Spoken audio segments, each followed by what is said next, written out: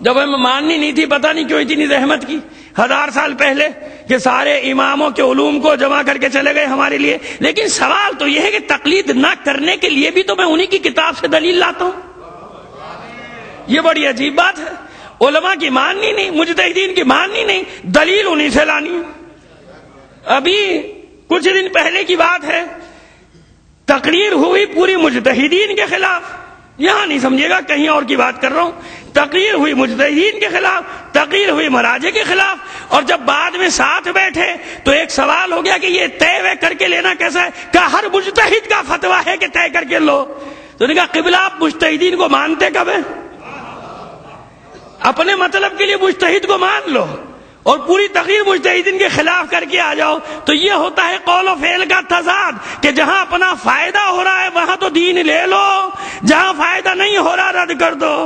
لہذا وہی زبانیں جو مجتہدین کے خلاف چلتی ہیں، نائبین امام کے خلاف چلتی ہیں، جب اپنا مسئلہ آ جائے تو تقلید نہ کرنے کے لیے بھی فلاں کا فتویٰ یہ ہے. ارے تو فلاں کا فتوے کا مطلب یہ ہوا کہ ان کی تقلید ہو رہی ہے. اصول کافی کا حوالہ دے رہے ہو تو مطلب یہ ہوا کہ اصول کافی کس نے لکھی ہے؟ امام نے لکھی ہے. کسی امام نے لکھی ہے؟ امام نے تو نہیں لکھی. کس نے لکھی ہے؟ شیخ یعقوب کلینی، محمد ابن یعقوب کلینی کی لکھی ہے. من لا یعذر البقی کس نے لکھی ہے؟ عالم نے لکھی ہے. تو لہٰذا وہ یہ سارے کام کر کے چلے گئے. وہ شیخ صدوق، اس کی کتاب کمال الدین، اس کمال الدین میں باب غیبت دوسری جلد میں امام زمانہ جل اللہ تعالی فرجہ شریف کے بارے میں ذرا سا پیچھے سے اشارہ ہوا ہے، ذرا سا سمٹ آئیے. مجھے امید نہیں تھی کہ آج اتنی بڑی تعداد میں لوگ آ جائیں گے کل کی مجلس سن کے، مگر آپ بھی بڑے پکے ہیں. آئیے تشریف لائیے. تھوڑا سا آگے کھسک آئیے اور بلند آواز سے صلوات بھیجتے ہوئے آ جائیے.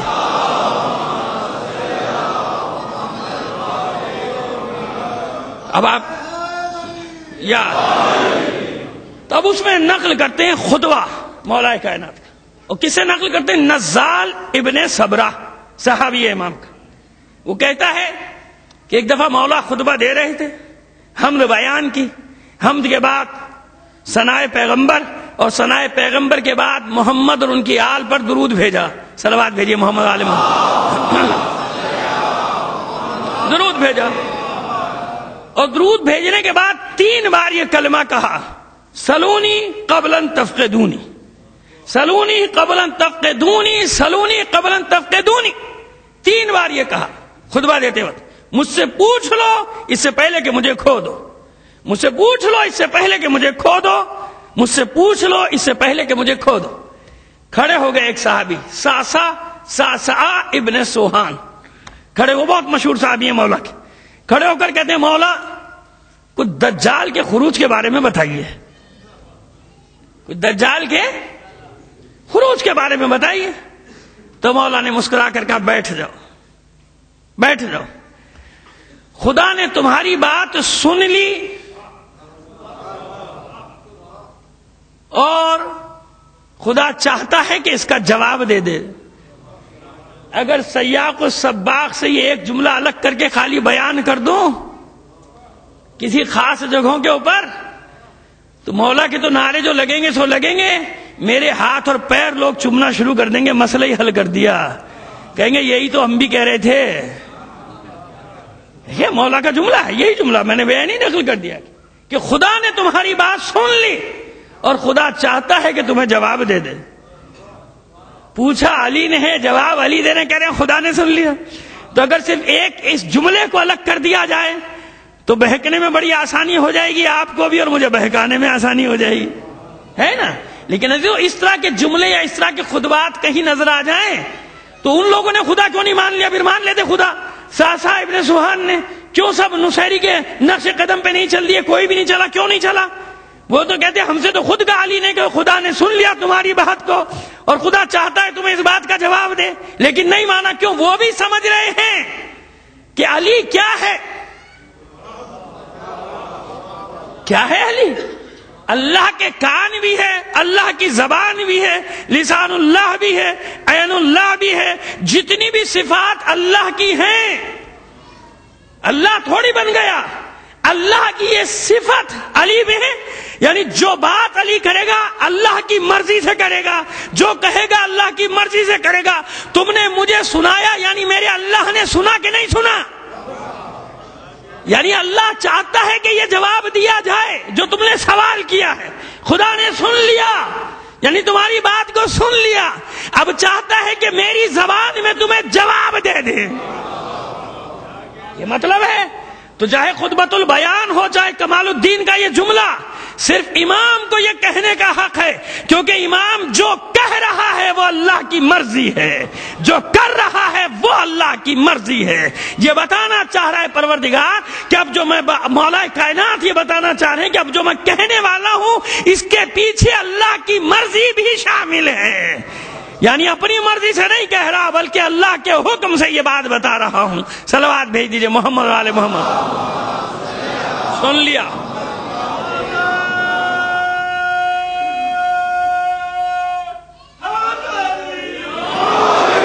اللہ نے سن لیا، اب بیٹھ جاؤ، لیکن سنو اب ارشاد فرماتے ہیں، دیکھو اس کے آنے سے پہلے بہت ساری علامات ہیں، نشانیاں ہیں، جو ایک کے بعد کچھ نشانیوں کے بعد ظاہر ہوں گی۔ لمبی بات ہے، اگر سن سکتے ہو تو سنا دیتا ہوں۔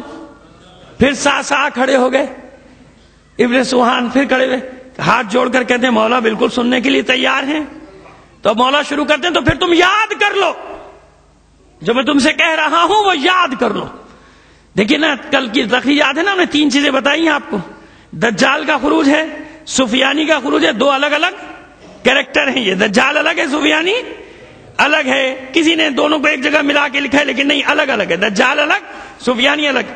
دجال کا خروج یعنی تمام فتنوں کے بعد ہی تو امام آئے گا نا، جب یہ فتنے ہوں گے سارے، تو اب امام ارشاد فرماتے ہیں جو میں تم سے کہہ رہا ہوں یاد کر لو۔ اسی لیے لوگوں نے اس کو حفظ کر لیا، ان علامات کو۔ اب سنبھالیے، آپ کی سماعتوں کی نظر کر رہا ہوں، علامات۔